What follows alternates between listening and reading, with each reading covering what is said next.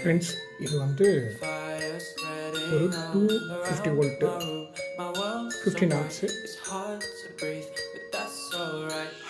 ஸ்விட்சிங். இது லிமிட் ஸ்விட்ச்னு சொல்லுவாங்க. 15 ஆம்ப்ஸு 250 வோல்ட்டு லிமிட் ஸ்விட்சிங்க. இது வந்து ஒரு ரிலே சுவிட்ச் மாதிரி தான் ஃபங்க்ஷன் ஆகும். ரிலே எப்படி ஃபங்க்ஷன் ஆகும் அதே கான்செப்ட் தான் ஃபங்க்ஷன் ஆகும்.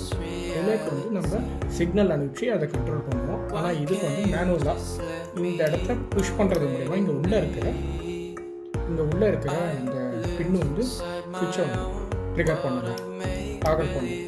ஆக்சுவலாக வந்து நம்ம இந்த லிமிட் மேலே ஏதாவது ஒரு புஷ்ஷிங் கொடுத்தணும், அழுத்தத்தை கொடுக்கும்போது இந்த சுவிட்சு ஃபங்க்ஷன் ஆகும்.